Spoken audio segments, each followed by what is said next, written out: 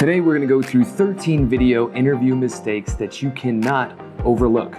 I talk to job seekers every single week who don't even realize that they're sabotaging themselves by doing these things. You're going to want to stick around to the end of this video. I'm going to show you exactly how to fix these mistakes. We fixed it. Where to snag free resources that can help you step by step. It's not stealing if it's free. And I guarantee there's at least one misstep that I'm going to mention that you had no idea you were doing. Now let's get into it. The very first mistake happens before the interview starts, and that is poor preparation. Going into a job interview without doing your research is like going on a date without taking a shower. And I could certainly smell him. No matter how informal a conversation appears like it's gonna be for an interview, it always pays to be over-prepared. That's because from the company side, they are always trying to disqualify you or figure out what's wrong with you. And that means that your job throughout the process is to prepare yourself so that you can gain trust during the hiring process. We can't work together if we don't trust each other. When doing research, focus on three separate things: the company, the role, and the interviewer. With the company, it's really your aim to try to look at how your background aligns with their culture, their mission, and their values. So sign up for their newsletter, read their website, and if you can, use their product. Getting integrated into a company's ecosystem really helps you to understand how it is that they see themselves and how it is they talk to the external world. Number two, for the role, your goal is to look at the job description and really get a sense of what's the team that you're going to be working on, what responsibilities are required of you, and think of exact achievements and tasks that you've done in the past that fully align and apply to the situation of this job. For the interviewer, you're going to want to find them on LinkedIn and understand their background and their history, what it is that they've done in their career. Even search them on Google.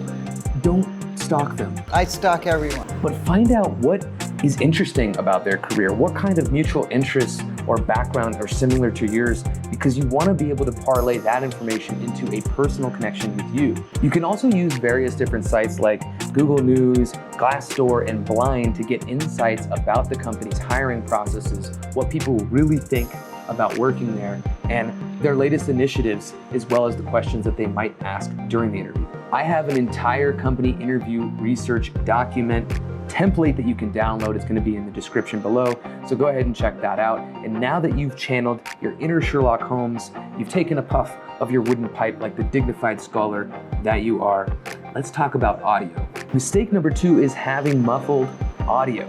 As you can imagine, how well people can hear you is a really big deal in the world of remote work. See what I mean? Despite this, many different people don't really consider how they sound. They're hardly audible, and rarely does somebody call them out. They just sit on the other end, nod like they can understand what you're saying, and leave the call wondering what the you just talked about. What are you even saying? If you're unsure how you sound, record a Zoom call with a friend and replay the video to get a sense of how it is that you sound. And unless you want crying babies and barking puppies to be the stars of your Zoom calls,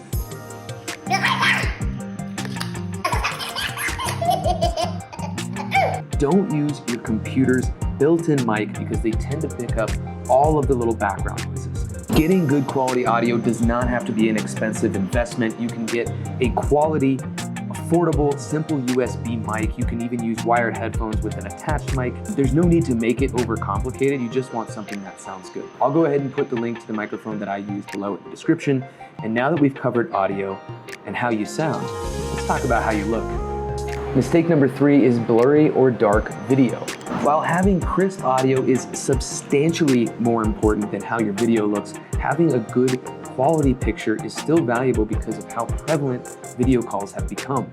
Remember, there is a subconscious message that you send to recruiters, to hiring managers, to potential coworkers during the interview with the quality of the video that you have. Think about it as a preview of what it's like to work with you and the impression that that preview gives if it looks like you're shooting the video out of a potato. At minimum, if you don't have the best camera, it's still really important to have great lighting. Make sure that the lighting is coming from behind the camera, not from behind you. You want to avoid the camera casting a shadow on your face like you were Mugatu in Zoolander. No, I don't have time for this. Keep your eyes level with the camera so people don't have to look up your nose. And lastly, curate the background, the stuff that's behind you, so that's not distracting to the interviewer. Avoid any controversial or polarizing objects in the background that might start an unwanted conversation or be off-putting. For example, it seems obvious, but no political signs, no drug paraphernalia or religious symbols. We want to avoid the subconscious bias, and we just want to make sure that we check what's behind us and what is visible. Right behind you! Pro tip. If you did research on the interviewer and you found out something about them that was personal, say that you guys had a mutual interest in snowboarding, for example, it doesn't hurt to have a strategically placed snowboard in the background or the picture of your favorite mountain behind you. You can kind of use subliminal cues like that as an advantage or as a positive conversation starter rather than a risky one. To wrap this up, it's not the end of the world to use your computer's built-in camera, but just make sure that you can be seen and heard clearly. Mistake number 4 is having a distracting environment. The question is, how do democracies respond to those scandals?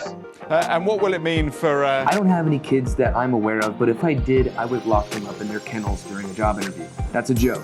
I'd use cages. But minimizing distractions is no joking matter because there's no excuse for not giving your full attention to an interview. Keep your devices fully off, put them on silent mode, put them in another room completely. Close all the tabs on your computer other than what you need open, the notes for the particular interview itself. And for God's sakes, put the dog in the furthest room away from you so the barking is not a distraction.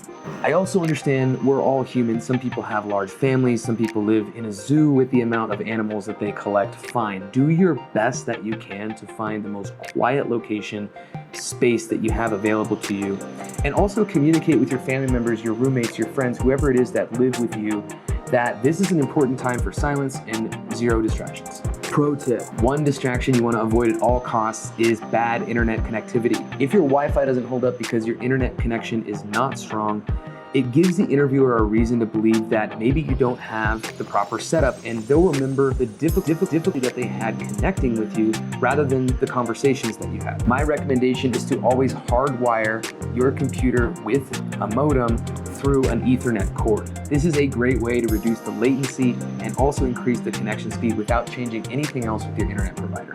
At the end of the day, don't risk activities or people drawing your attention during such a crucial part of the hiring process. Let's move to mistake number 5. Some people say that the camera adds 10 pounds. Well, I think the camera also removes 10 pounds of energy, and that's why mistake number 5 is having low energy. I recommend prior to an interview, moving your body 5 to 10 minutes before you jump on that call. Do a dance, do some push-ups, do some jumping jacks, do something. You want to get the blood flowing, you want to change your physiology because that's going to directly influence your emotional state. When you do this, it will directly impact your emotional state. It will give you more energy and it will help you shift nerves and feelings of anxiety to actual excitement. After you do that movement, take some long, deep inhales and exhales. And then I also recommend doing a breathing exercise called the breath of fire. Now this focuses on a forceful exhale that's going to give you an extreme amount of energy and presence as well. And the final part of coming across as energetic and positive is smiling. It can feel strange to overly force a smile, but it literally changes how you sound and how you feel. I'm not asking you to be weird and make people uncomfortable like an advertisement for the movie Smile. This lady has been grinning from ear to ear all f***ing game. Just try to find a balance between a natural excitement that allows you to kind of ease into a confident smile when you're talking. Again, this also helps your anxiety if you're nervous, but just remember to keep breathing. Mistake number 6 is not building a personal connection with your interviewer. Now, I'm not saying you need to be best friends. If I was your best friend, I want you around all the time. But the better that you can get at relating to people and leaving them with an enjoyable experience in your presence, the more likely it is that you're going to get hired. Remember, a big part of our interview prep is doing research on the actual interviewer themselves. After you've done that, you should have some ammunition to fire out some friend bullets their way. I love you. Feel them out at the beginning. If they give you an opportunity to do some small talk, take the opportunity to be likable. If they ask how it is that you're doing, don't just say good. Have an answer prepared to go a little bit deeper, especially if you know that you have a specific mutual interest. Maybe there's something that you can bring up about your day or about how your week has been that will entice a nice conversation. One of my favorite ways to build likability and also show that you've done your research is to actually add the interviewer's experience into your answers whenever possible. For example, maybe you're switching industries and you know from your research that the person that you're interviewing with has also switched industries to be in the current position that they're in. And then at some point, if they ask you about how you think that your experience is going to translate into this new industry, you can give them the answer that you think is right. And then once you're done, you can also ask them something like, I noticed that you also switched industries to land where you did with company name. What do you think are the reasons that you've been so successful in that transition? Once they've given their answer, now you can add that to your own response because the reasons that they were successful might be applicable to you as well. As I mentioned earlier in the video, people hire people that they like and actually want to be around. And if all things are equal, or at least pretty close, but the team actually just likes you as a person more, you're going to be the person who gets the job. Mistake number 7 is neglecting the job description.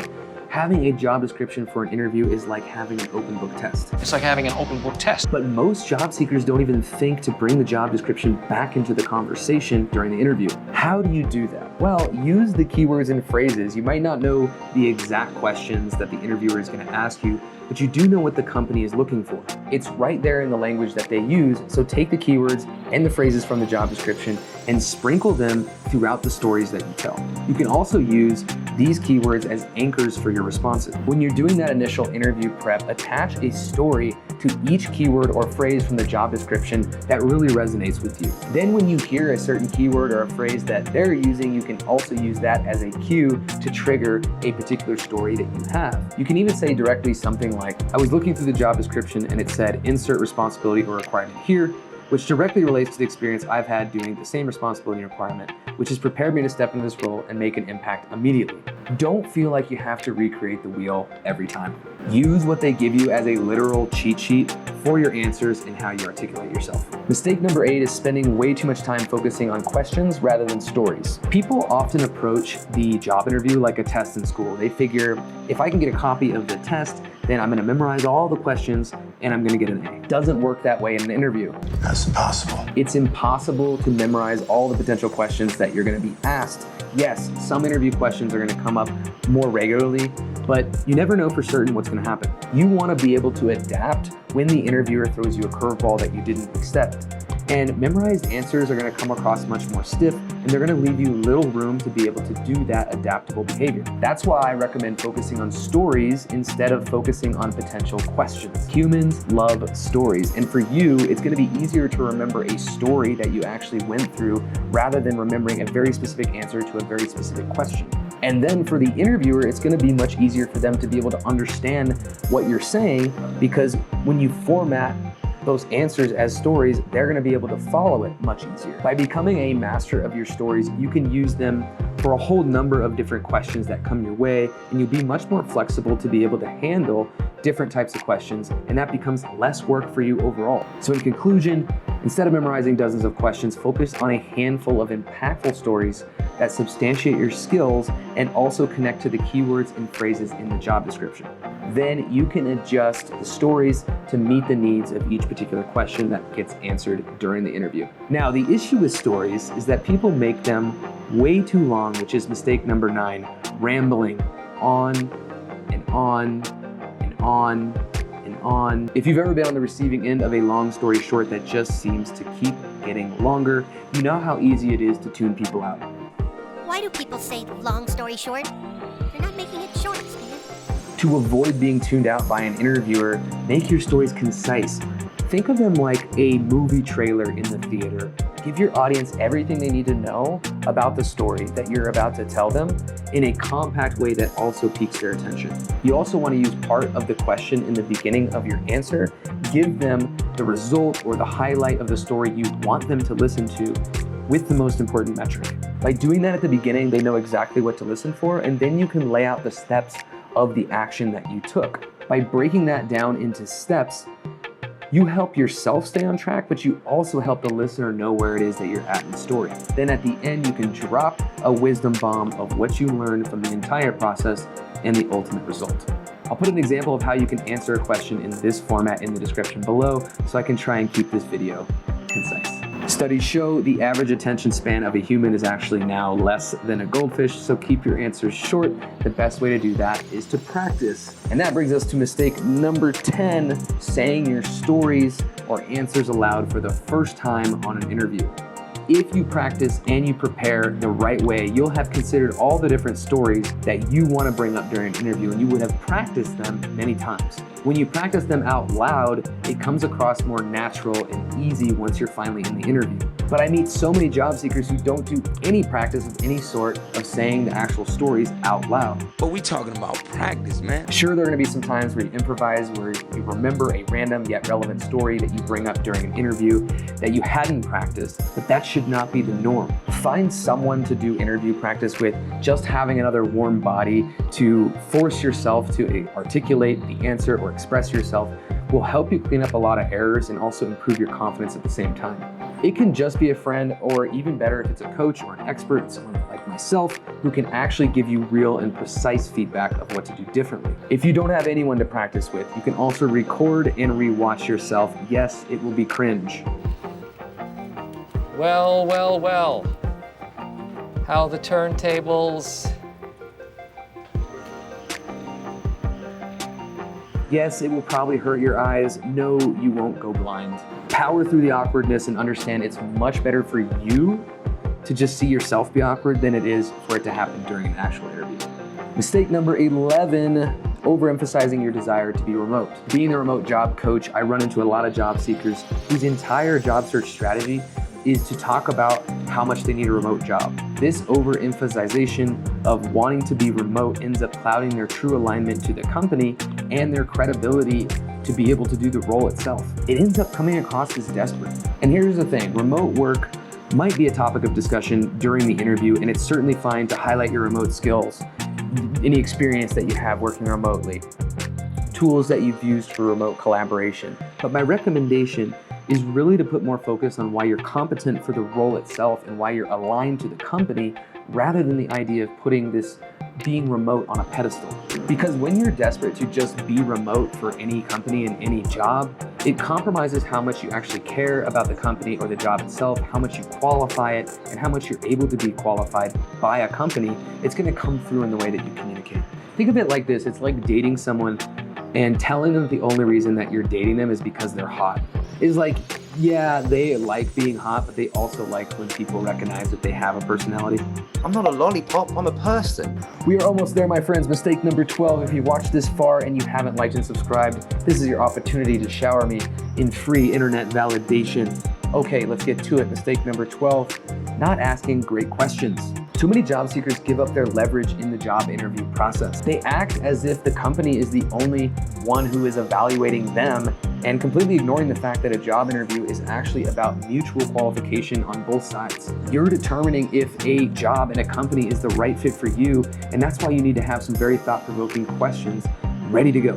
My main piece of advice for questions is don't ask anything that's easily found online. If you can go in Google and you can search and find the answer, don't ask it. Instead, download my 17 thought-provoking questions interview document in the description below. That's gonna help guide you in making sure that you've got some amazing questions ready to rock. Last one, okay, mistake number 13, my friends, is forgetting the follow-up. You must